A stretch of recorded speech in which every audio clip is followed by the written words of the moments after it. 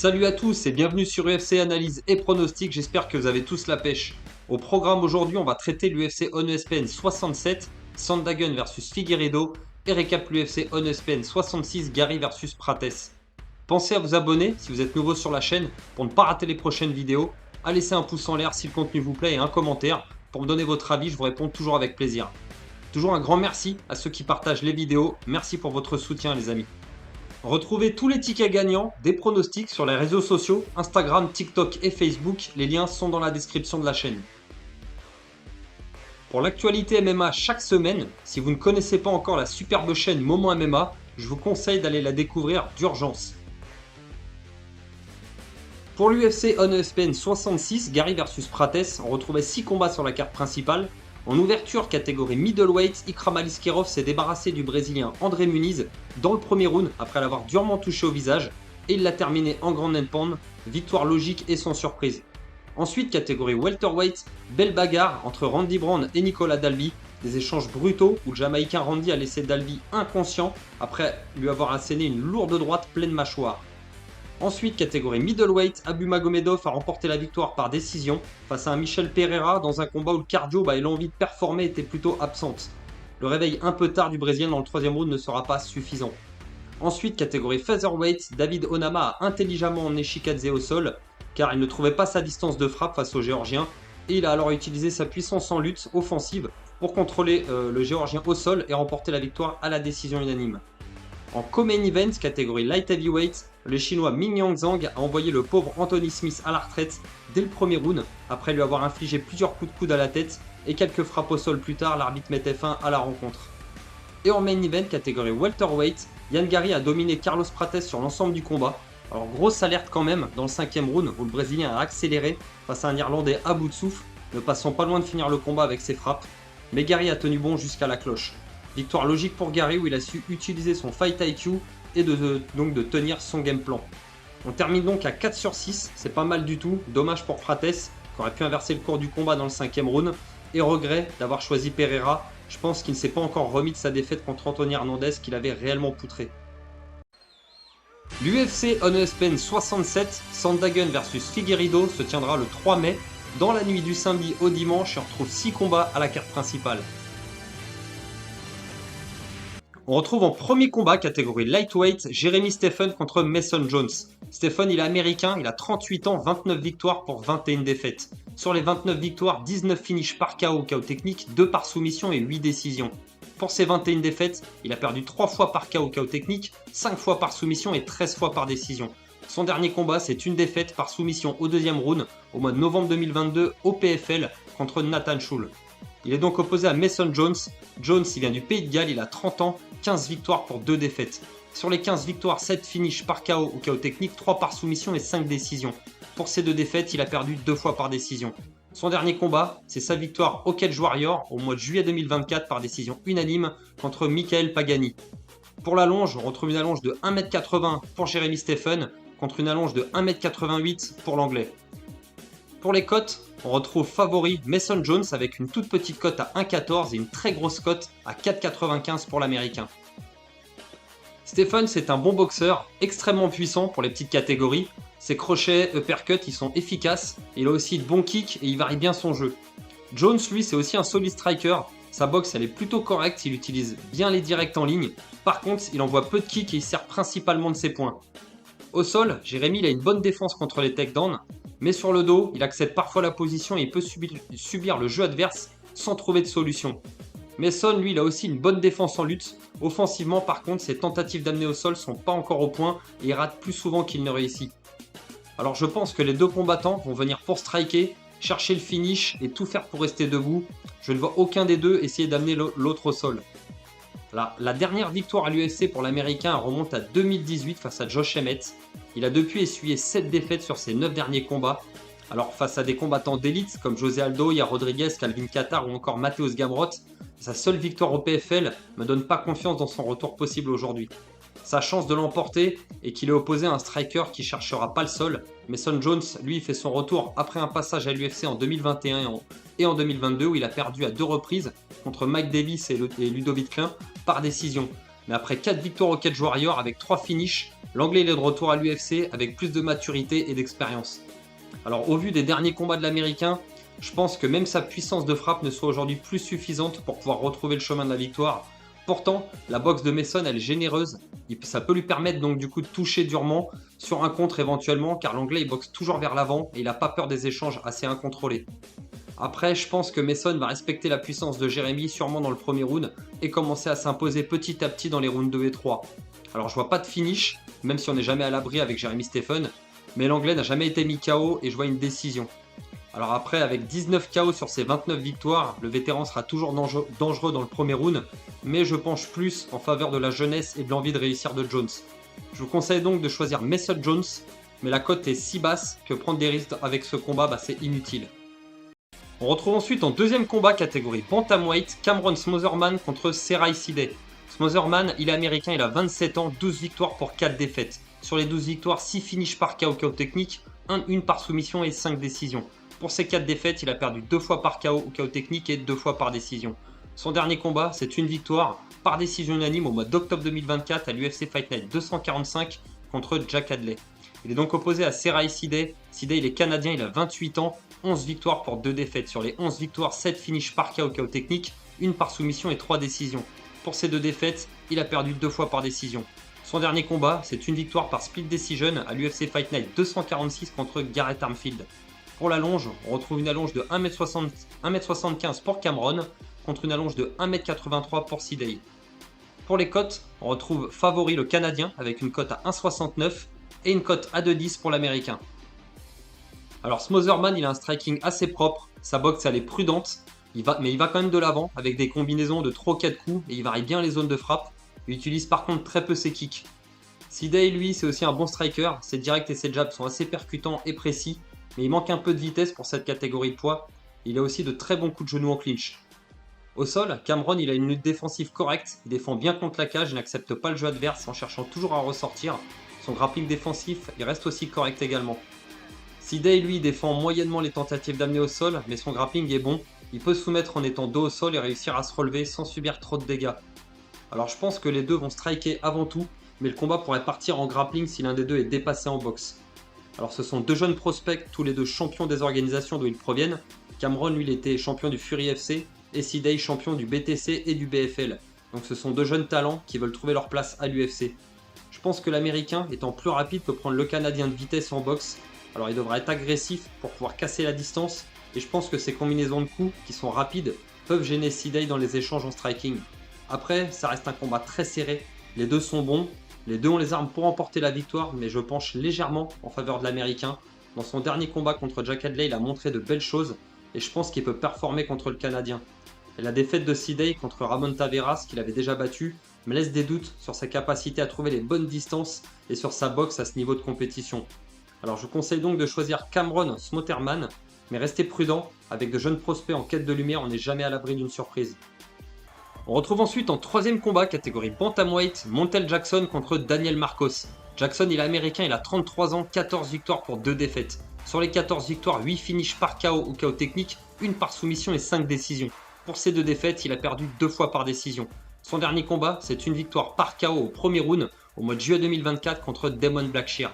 Il est donc opposé à Daniel Marcos. Marcos, il est péruvien, il a 32 ans, 17 victoires pour aucune défaite. Sur les 17 victoires, 8 finishes par KO ou KO technique et 9 décisions.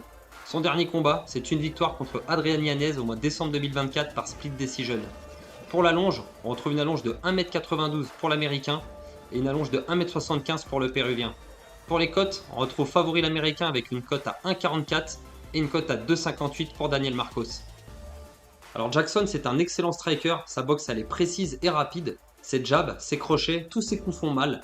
Il a aussi de très bons kicks et de dangereux coups de genoux. Marcos lui c'est aussi un très bon striker, il boxe proprement, sa droite elle frappe fort et il mixe très bien avec ses kicks, ses low kicks d'ailleurs sont très puissants. La défense de takedown de Montel elle est très bonne, il se prôle très bien, il sait comment punir ses adversaires avec ses coudes à la tempe. Son grappling défensif est assez bon pour ne pas subir de dégâts et pour pouvoir réussir à se relever. Au sol, Daniel, il a une lutte offensive correcte, il sait comment amener ses adversaires au sol, mais son grappling offensif manque de contrôle pour pouvoir frapper convenablement et faire des dégâts. Alors je pense que l'américain va venir pour striker et s'imposer avec sa boxe. Le péruvien, qui lui est aussi très bon, pourrait essayer de mixer avec la lutte pour éviter la puissance de frappe de Jackson. Alors Montel, il est sur une série de 5 victoires d'affilée avec 3 finishes, il est en pleine confiance.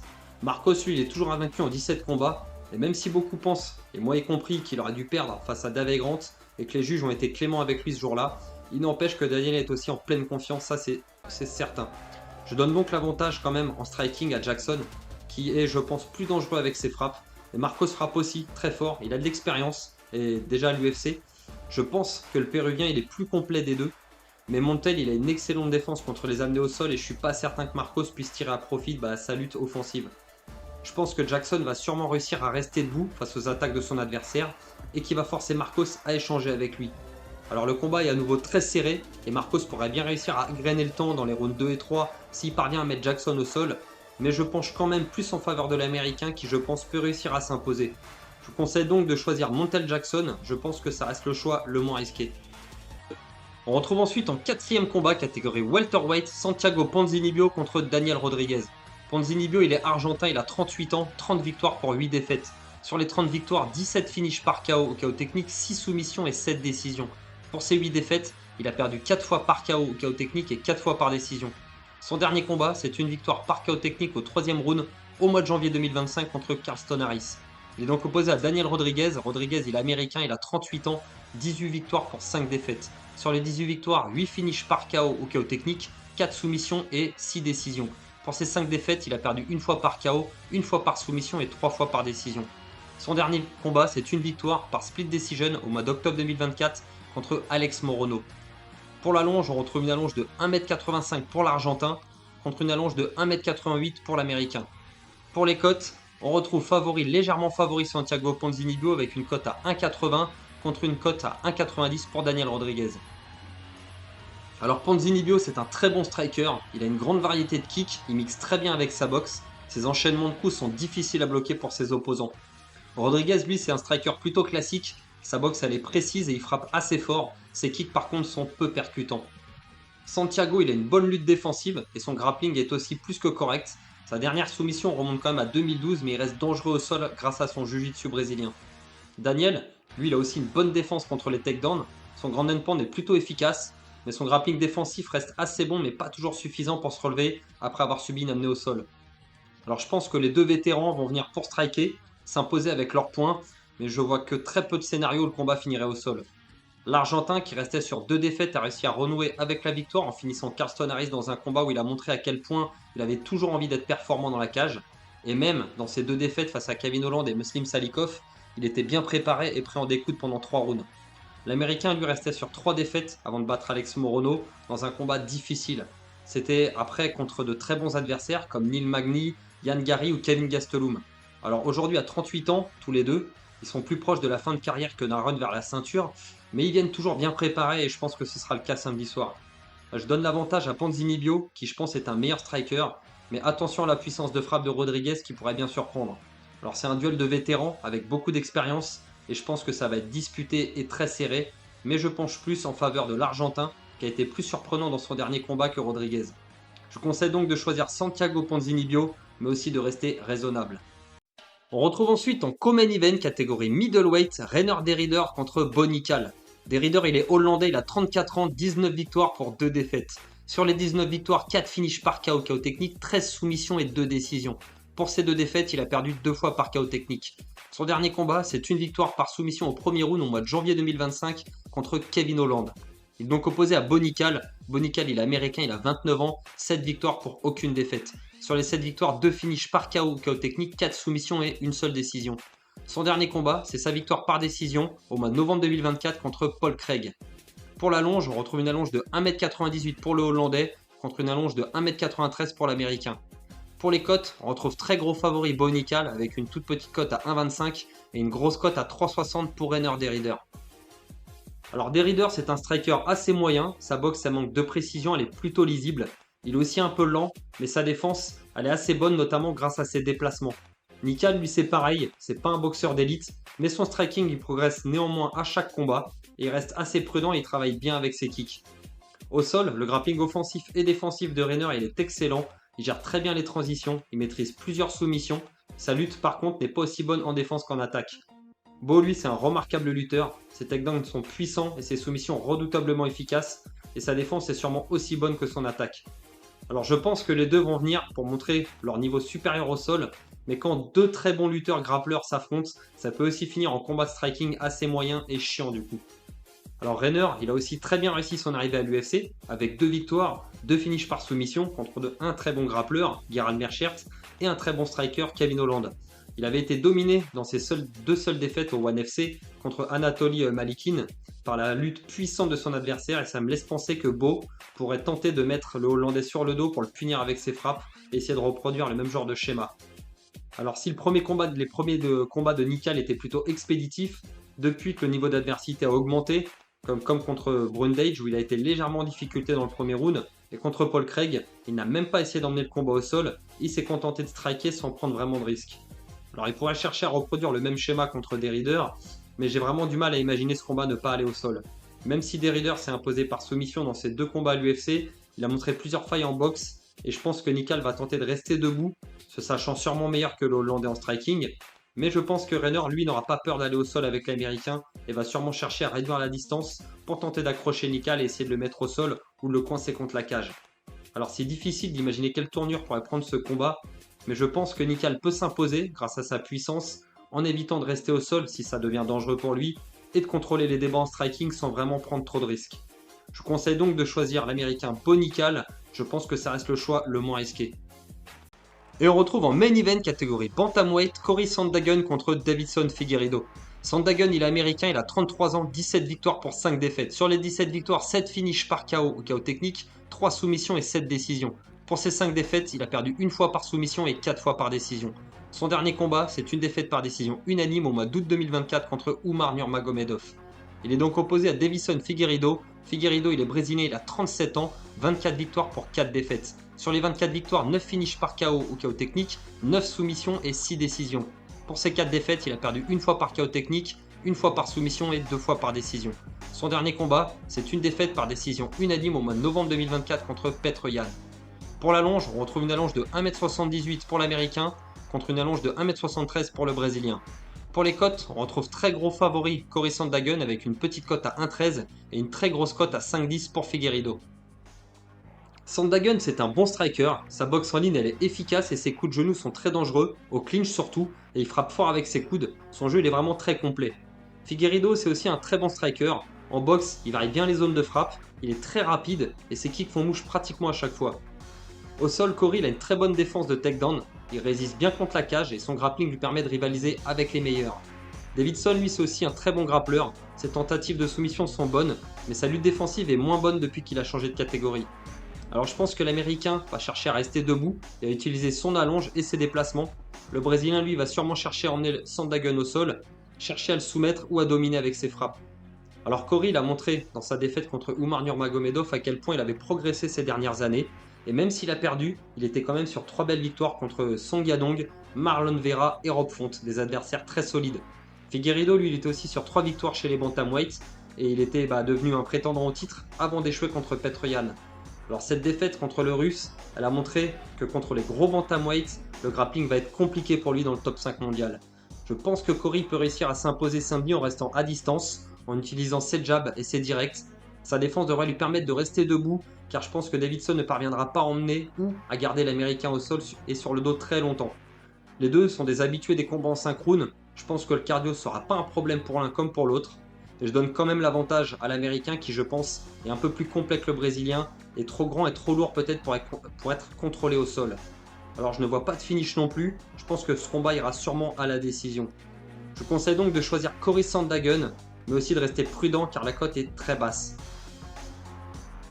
Voilà les amis, on en a terminé, j'espère que ces pronos vont être les bons et que surtout il ne va pas y avoir de changement sur la carte principale. Si cela se produit, je mettrai le prono en commentaire épinglé comme d'habitude. On se retrouve du coup la semaine prochaine pour traiter l'UFC 315, Muhammad versus Della Maddalena. On aura aussi la française Manon Fiorot qui tentera de devenir championne face à la redoutable Valentina Shevchenko. Le retour de José Aldo et aussi le français Benoît Saint-Denis contre Joël Alvarez. Du très lourd à venir les amis. Il ne me reste plus qu'à vous dire de faire très attention avec les paris sportifs, c'est dangereux et risqué. Jouez toujours de façon ludique et réfléchie de l'argent que vous pouvez vous permettre de perdre. C'est bien entendu interdit aux moins de 18 ans. Et si jamais vous êtes en détresse d'argent, n'hésitez pas à appeler le numéro qui est affiché à l'écran pour vous faire aider. Sur ce, je vous souhaite une excellente soirée et je vous dis à la semaine prochaine. Ciao à tous.